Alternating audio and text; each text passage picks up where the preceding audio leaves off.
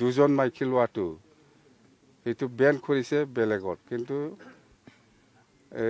BTCত Ben কৰা নাই। কিন্তু সবতকৈ ভাল একটা খবৰ আমাৰ কাৰণে ভাল, সবৰ কাৰণে ভাল, অকল আমাৰ নহয় সবৰ কাৰণে ভাল। সেইটো হ'ল 6 শিডিউল কাৰ্বি আলং, ডিমা হাছাও আৰু BTCত এই যে দুজন মাইকী লোৱাটো সেইটো বেন কৰিছে বেলেগত, কিন্তু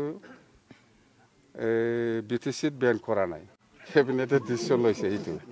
BTC কাৰ্বি আলং আৰু ডিমা হাছাও তাৰমানে বড়ো হওক, কোনোবা মুছলিম হওক, ৰাজবংশী হওক বা যিকোনো মানুহে দুজন ল'ব পাৰে বুলি কৈ আছে। কি এইটো 6 শিডিউলটো এক্সামটেড ডিমা হাছাও, কাৰ্বি আলং আৰু BTC, কিন্তু 6 শিডিউল বাহিৰত দুজন শাদী কৰিব নোৱাৰিব। গোটাইটোৱে অসম গভৰ্ণমেণ্টে ডিচিশ্যন লৈছে, আমিতো আৰু কি কৰিম। আপুনি সঠিক বুলি ভাবে ছাৰ? এইটো সঠিক বুলি ভাবি মানে আপুনি গভৰ্ণমেণ্টে ডিচিশ্যন লোৱাৰ পিছত আৰু আপুনি কি সেইটো ৰং হৈছে বা ৰাইট হৈছে সেইটো আপুনি কেনেকৈ ক'ম? সেইটো ইমপ্লিমেণ্ট হ'বই, ডিচিশ্যন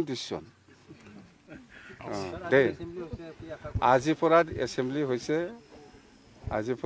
হৈছে, 4দিনীয়া হ'ব, 25, 26, 27, 28, 29লৈকে এছেম্বলি হ'ব নেকি, 4দিনীয়া। যেন হওক এই এছেম্বলিত ইণ্টাৰিম চৰকাৰ চলাবৰ কাৰণে এই এপ্ৰিললৈকে যাতে চৰকাৰ চলোৱাৰ ক্ষেত্ৰত একো অসুবিধা নাপায়, ইয়াৰ কাৰণে কিছু বাজেট কৰিব, ইণ্টাৰিম বাজেট, সেইটোৱে। আৰু মেজৰ ডিচিশ্যনটো মই ক'লোঁ না, এইটো আমাৰ কাৰণে ভাল কম না বেয়া কম, মুঠতে গভৰ্ণমেণ্টে ডিচিশ্যন লৈছে, আমি ৱেলকাম কৰিব লাগিব, কথা সেইটোৱে। নমিনেট মেম্বাৰকেইটা সেইকেইদিনতে হ'ব, আৰু EM দুজন দিব আৰু স্পীকাৰে এজন দিব। 3-4 দিনৰ ভিতৰতে নমিনেটেড MCLAটো হৈ যাব, ছয়জন যিটো নমিনেটেড মেম্বাৰ, কথা সেইটোৱে। ছাৰ 26ৰ যিটো নিৰ্বাচনত BTCৰ যিকেইখন আসন আছে সেইখিনি BJPৰ লগত ভাগ বতৰা হ'ব ছাৰ?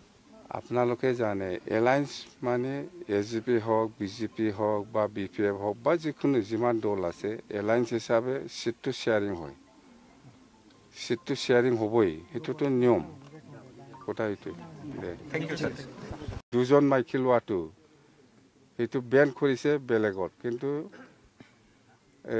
BTCত বেন কৰা নাই। কিন্তু সবতকৈ ভাল একটা খবৰ আমাৰ কাৰণে ভাল, সবৰ কাৰণে ভাল, অকল আমাৰ নহয় সবৰ কাৰণে ভাল। সেইটো হ'ল 6 শিডিউল কাৰ্বি আলং, ডিমা হাছাও আৰু BTCত এই যে দুজন মাইকী লোৱাটো সেইটো বেন কৰিছে বেলেগত, কিন্তু BTCত বেন কৰা নাই। কেবিনেটে ডিচিশ্যন লৈছে সেইটো। BTC কাৰ্বি আলং আৰু ডিমা হাছাও তাৰমানে বড়ো হওক, কোনোবা মুছলিম হওক, ৰাজবংশী হওক বা যিকোনো মানুহে দুজন ল'ব পাৰে বুলি কৈ আছে। কি এইটো 6 শিডিউলটো এক্সামটেড ডিমা হাছাও, কাৰ্বি আলং আৰু BTC, কিন্তু 6 শিডিউল বাহিৰত দুজন শাদী কৰিব নোৱাৰিব, গোটাইটোৱে অসম গভৰ্ণমেণ্টে ডিচিশ্যন লৈছে, আমিতো আৰু কি কৰিম। আপুনি সঠিক বুলি ভাবে ছাৰ? এইটো সঠিক বুলি ভাবি মানে আপুনি গভৰ্ণমেণ্টে ডিচিশ্যন লোৱাৰ পিছত আৰু আপুনি কি সেইটো ৰং হৈছে বা ৰাইট হৈছে সেইটো আপুনি কেনেকৈ ক'ম? সেইটো ইমপ্লিমেণ্ট হ'বই, ডিচিশ্যন দেই। আজিৰ পৰা এছেম্বলি হৈছে, 4দিনীয়া হ'ব, 25, 26, 27, 28, 29লৈকে এছেম্বলি হ'ব নেকি, 4দিনীয়া।